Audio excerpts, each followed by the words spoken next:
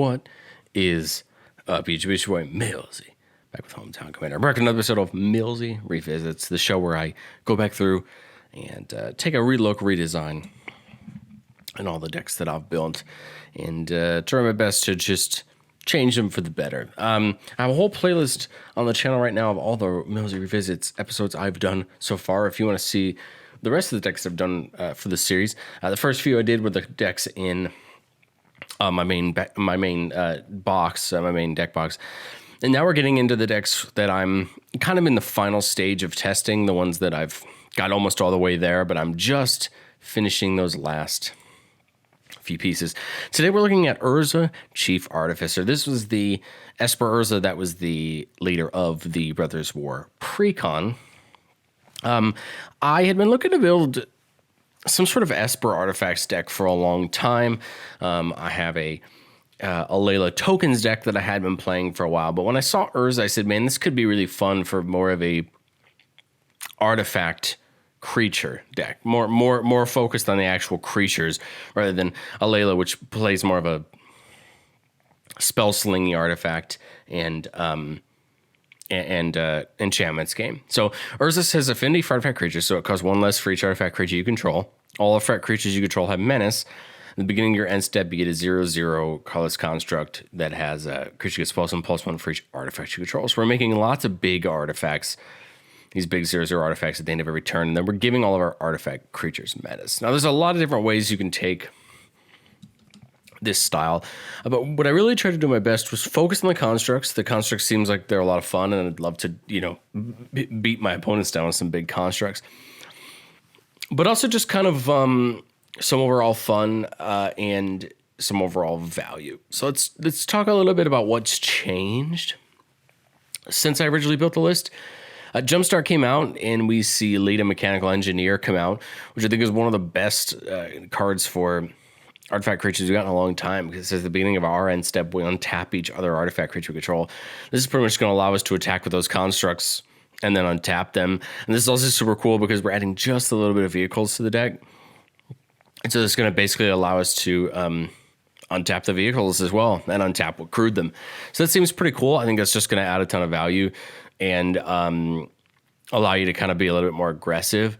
The only thing I think I can really think that I added since the last time, but I do still want to go through the deck, we'll still talk about my ideas and my strategy for the deck, was Thunderhawk Gunship and Mindlink Mechs. Thunderhawk Gunships is when it comes in, we get two Astartes, 2 creature tokens, and then whenever it attacks, all attacking creatures get flying.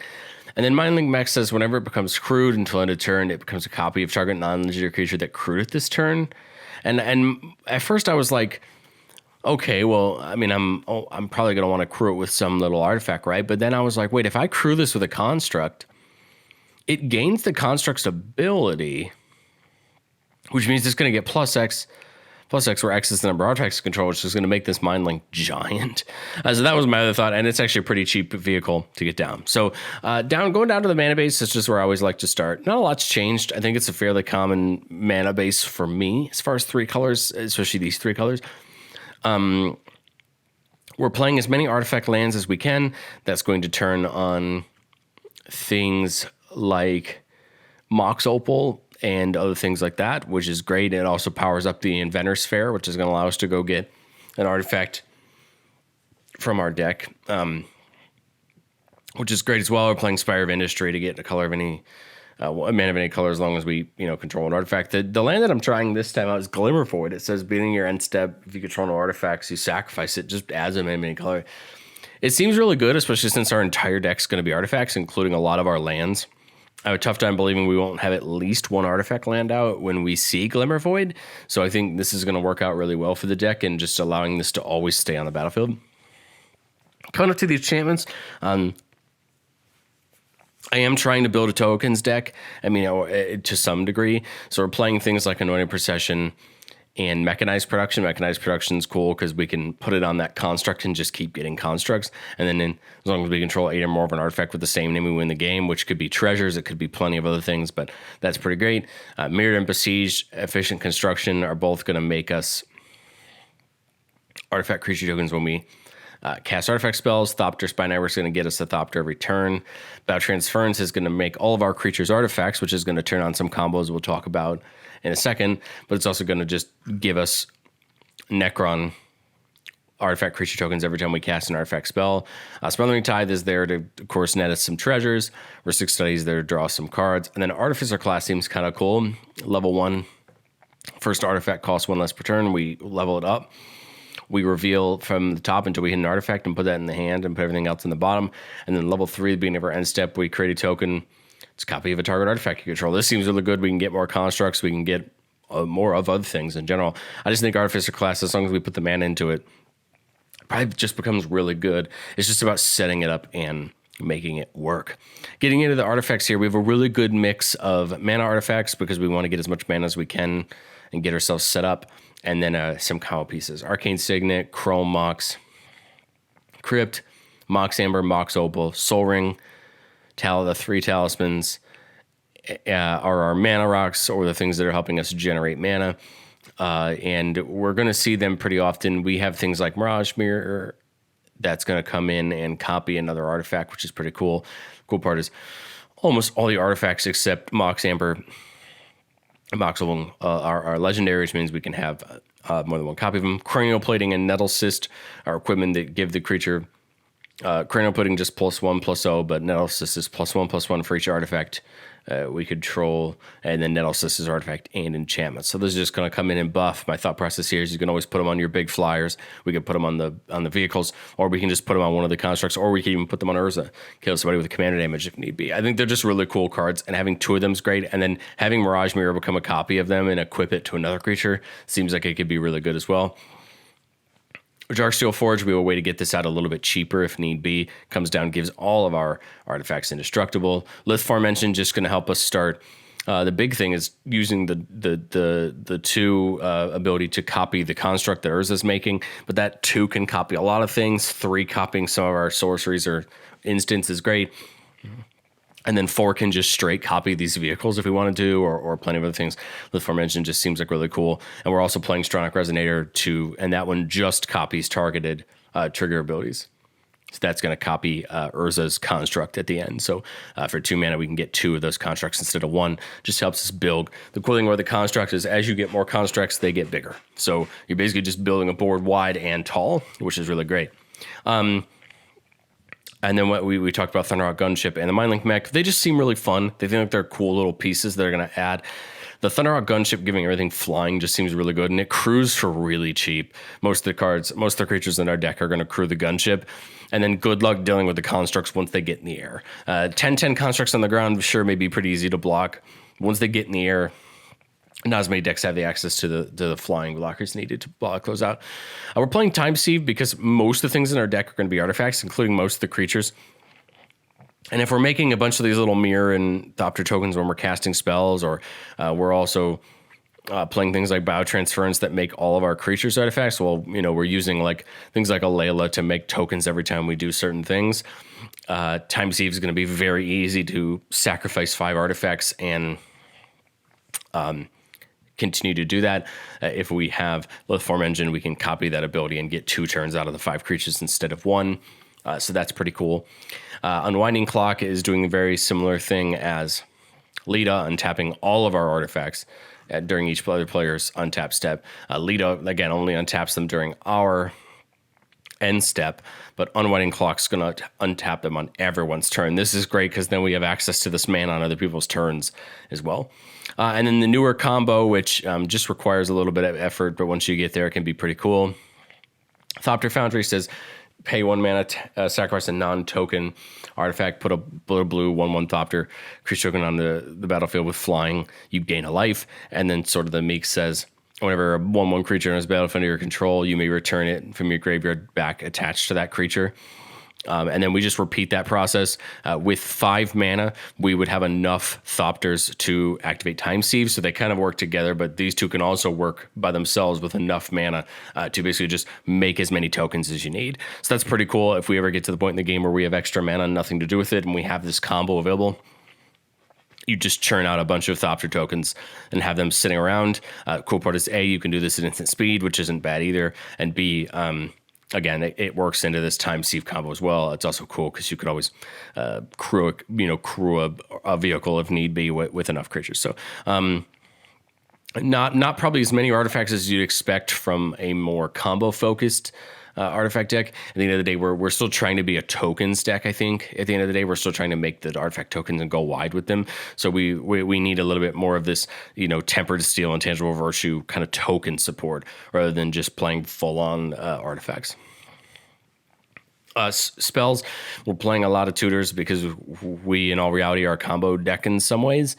We care about these tokens, and if I can get at least 2 of these 3 pieces, I want to be able to find the other ones. Or if we get 1 of these pieces, I'd want to go find the other ones, or be able to tutor for anything that I need to make my playlines better.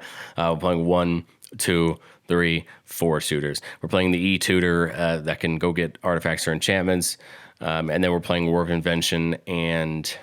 Sorry, I thought we were playing Fabricate. We're not. We're just playing War of Invention just because we can do it at instant speed, and it has that improvise, so we can tap artifacts to help us cast it. That's pretty great because with Unwinding Clock, that means that on someone's end step, we could War of Invention to get something really big, and then Unwinding Clock would untap them. Or heck, we could go get Unwinding Clock with War of Invention, which doesn't seem like a bad idea either, to get it down and then be able to do that with it. March of Progress, copying every artifact creature we control is pretty cool. This leads into pretty great playlines with Time Sieve. Rise and Shine, making all of our non-creature artifacts into creatures for a turn, could end up winning us the game if we stack up enough, treasures and things like that. Seer's Devastation, great board wipe. Unfortunately, we will lose our constructs if they're still out there with Seer's Devastation. But the cool part is then we get a bunch of Power Stones, which just lead our constructs to being even bigger the next time they come out.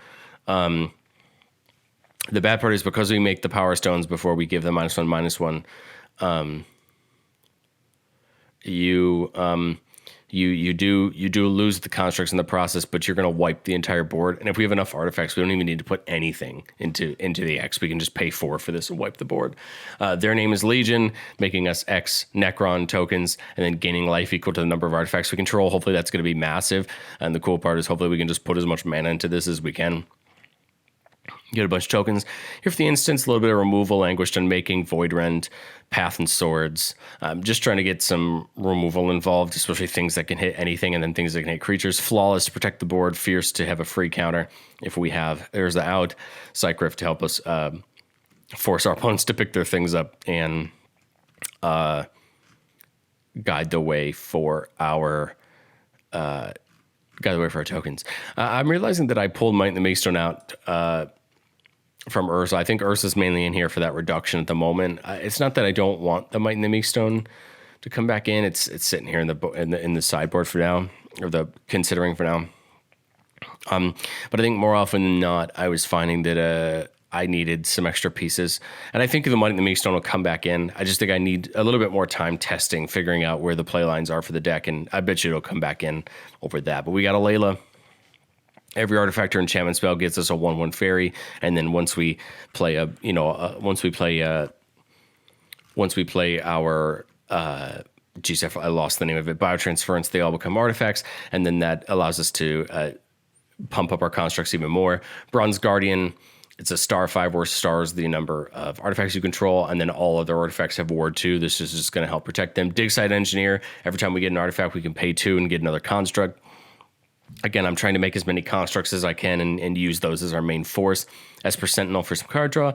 Therium Sculptor to reduce spells. Foundry Inspector to reduce those artifact spells. Lita, we already talked about how she untaps, but for 4 mana, we can tap her and make a 5/5 vehicle named Zeppelin, and it is not legendary, so we can have as many of those Zeppelins as we want. Master of Ethereum, all their creatures get +1/+1. And its power and toughness is equal to the number of artifacts you control. The thing I like about Master of Ethereum is it's going to just boost up our constructs by that one +1/+1 more, which can be pretty beneficial in some senses. Mirror Battlefield comes down. It's just tough to deal with. Makes those extra mirrors with it. And then you can tap the mirrors to make it bigger, but you still keep the mirror, which is great. And this also works kind of well with the Mirrored and Besiege, because it gives us Mirror as well. Phyrexian Metamorph can come in as anything. We've got to make sure the thing that comes in that isn't legendary, otherwise we will lose one of them. But I think there's a lot of things in the deck we want this to come down as. So Phyrexian Metamorph is great. Psy gives us a Thopter every time we cast an artifact spell. Great in this deck. We're playing Urza, mostly because it can tap those untap artifacts for blue mana. And I tried to play every Urza I could in the deck. Lord High Artificer can be kind of fun because it comes in and gives us the construct and then just allows us to play cards off the top of our library if we have enough mana. Lord Protector, again, right now it's in here for the reduction. Some point I'll probably bring the Might and the Meek Stone back in to allow us to get the backside. But for now, I think the reduction's really good. And then Prince of Krug, buffing all of our creatures +2/+2, and then making copies of target artifacts, except they're soldiers in addition to the other types. This is really cool because if you can never use it for your vehicles, you get extra copy of the vehicles, or you can just make copies of your constructs, except now they're 1/1, so they're kind of one higher than they were before. And then the 2 planeswalkers for the deck, Tezzeret, Master of the Bridge, really love this one. The +2 is exactly why we have it in here. It deals X damage to each opponent, where X is the number of artifacts you control, and you gain X life. This will help us in the game because we're trying to get as many artifacts as we can. And the cool part is once that's ability on the stack, the only way to stop it is removing all of our artifacts. And then it says creature and planeswalker spells you cast have affinity for artifacts. So kind of like Urza, they cost 1 less for each artifact creature you control. That's going to help when it comes to getting down, mere Battlesphere and that kind of things. When all really, it's just gonna help. And then Karn's Living Legacy comes in, and we can make Power Stone with it. We can get something off the top, but I'm really trying to get to the -7. You get an emblem with tap and untap artifact you control. It deals 1 damage to any target. With this and enough artifacts on board, we can probably just ping our opponents down and win the game that way. Very much thought about the Karn that makes constructs as well. It just didn't make my list. Unlike the Magus episode that we talked about yesterday, this deck is definitely still in its testing. This is not done like Magus is. Magus, I feel like I've gotten the deck most of the way there. I understand most of the combo lines, and I've gotten the deck to where I need it to be. This deck, I still need that testing time, and I'm still kind of manipulating it around and trying to figure out where I need it to be.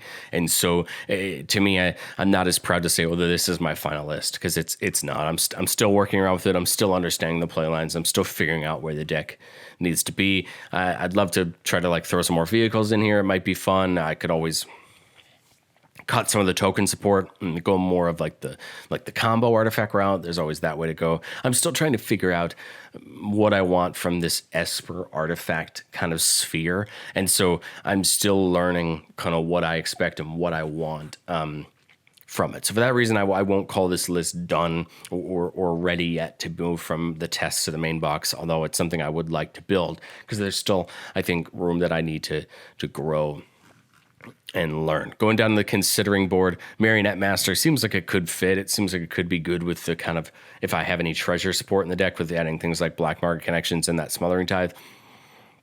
Biden Nathasa seems really good because it draws us cards.